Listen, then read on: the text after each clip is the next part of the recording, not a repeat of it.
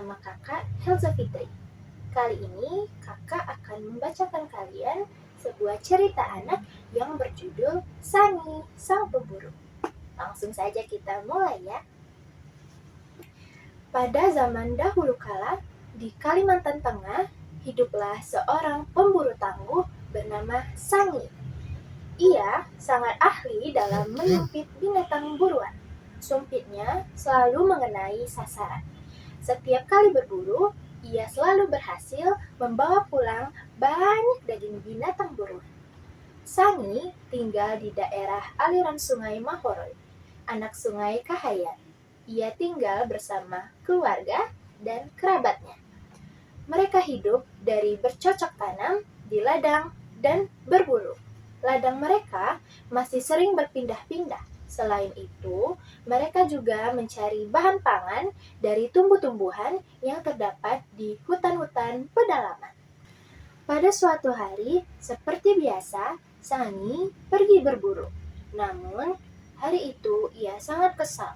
Dari pagi hingga sore, tidak seekor binatang buruan pun yang diperolehnya. Karena hari ini mulai senja, ia berniat pulang. Dalam perjalanan pulang, Sangi melihat air tepi sungai sangat keruh. Sepertinya baru saja seekor babi hutan lewat di tepi sungai itu, kata Sangi di dalam hati. Karena penasaran, Sangi kemudian memeriksa bekas jejak kaki babi di tanah. Ternyata dugaan Sangi benar. Ia melihat bekas jejak kaki babi hutan di tanah menuju ke arah sungai. Dengan penuh harap, Sangi mengikuti arah jejak binatang itu. Tidak seberapa jauh dari sungai, ia menemukan babi hutan yang dicarinya. Namun sayang, sebagian dari tubuh babi hutan itu telah berada di mulut seekor naga. Pemandangan itu sangat mengerikan dan menakutkan. Sangi, ia tidak bisa berteriak. Dengan pelan-pelan, ia beranjak dari tempatnya berdiri, lalu bersembunyi di tempat yang tidak jauh dari naga itu. Dari balik tempatnya bersembunyi, Sangi menyaksikan naga itu berusaha menelan seluruh tubuh babi hutan. Meskipun naga itu telah mencobanya berulang-ulang, namun usahanya selalu gagal. Karena kesal, akhirnya naga itu pun menyerah. Dengan murka, ia palingkan wajahnya ke arah Sangi yang sejak tadi memperhatikannya. Mengetahui hal tersebut, Sangi sangat ketakutan. Badannya gemeteran. Waduh, gawat. Naga itu ternyata mengetahui keberadaan saya di sini. Jangan-jangan naga itu hendak memangsa saya, gumam Sangi dengan cemasnya. Baru saja ucapan itu terlepas dari mulut Sangi, dalam sekejap mata bayangan, naga itu menghilang dan menjelma menjadi seorang pemuda tampan. Sangi sangat heran. Ketakutannya berubah menjadi ketakjuban. Tiba-tiba, pemuda tampan itu menghampiri Sangi dan memegang lengannya. Hei anak muda, telan babi itu. Kamu tidak seharusnya mengintip naga yang sedang menelan mangsanya, bentak pemuda tampan itu. Saya tidak bisa, kata Sangi ketakutan. Bagaimana mungkin saya dapat menelan babi hutan sebesar itu? Tambahnya. Turuti perintahku, jangan membantah, seru pemuda tampan itu tak mau dibantah. Mendengar bentakan itu, Sangi tidak bisa menolak apa yang diperintahkan pemuda tampan itu. Sangi kemudian mendekati babi yang tergeletak di tanah tak jauh darinya. Sungguh ajaib, dengan mudah Sangi menelan babi hutan itu, seolah-olah ia seekor naga besar. Sangi pun terheran-heran pada dirinya sendiri. Kenapa hal ini bisa terjadi? Ini benar-benar tidak masuk akal, kata Sangi dalam hati. Karena kamu telah mengintip naga yang tengah memakan mangsanya, maka sejak itu pula kamu telah menjadi naga jadi-jadian. Kamu tidak dapat menolak apa yang sudah terjadi, ujar pemuda tampan itu menjelaskan. Apa? Aku tidak mau jadi seekor naga jadi-jadian. Aku mau jadi manusia biasa, seru Sangi tidak terima. "Tuan, jadikan aku manusia biasa saja," serunya memohon.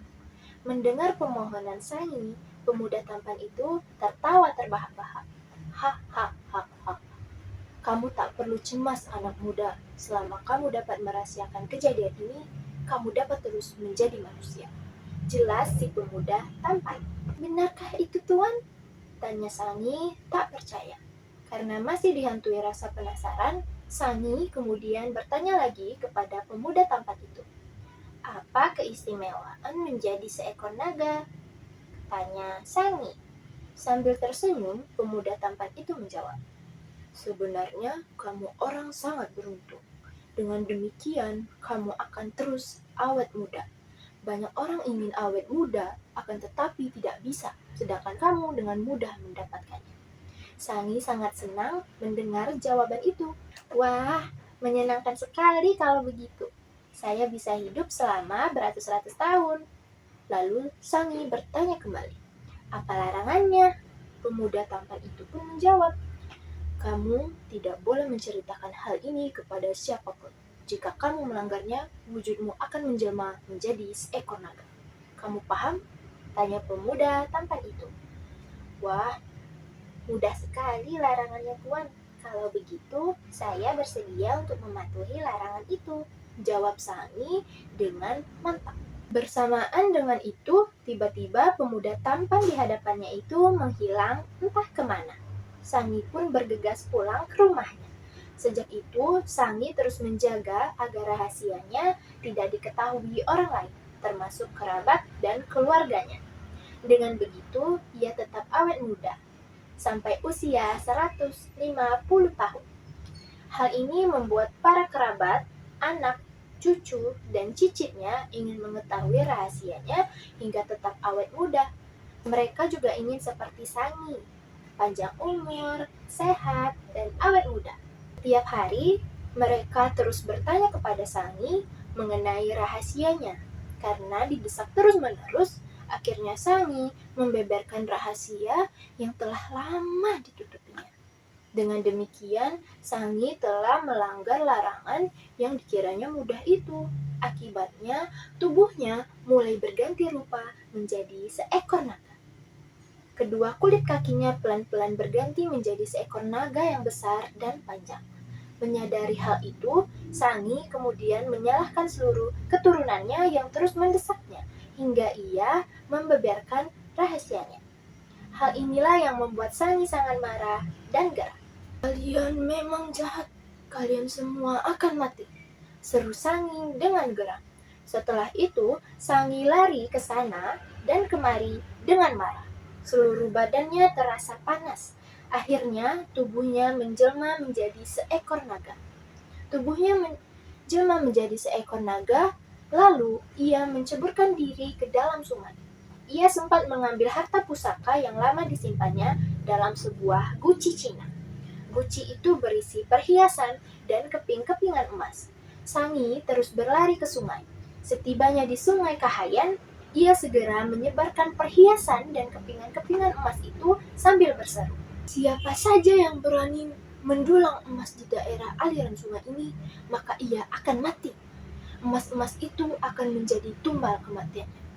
Setelah itu, Sangi yang telah menjelma menjadi seekor naga menceburkan diri ke dalam hulu sungai. Sejak itu, ia menjadi penjaga Sungai Kahayan. Anak Sungai Kahayan itu kemudian disebut pula sebagai Sungai Sangi. Anak keturunan Sangi yang mempertanyakan rahasianya, banyak yang meninggal setelah itu.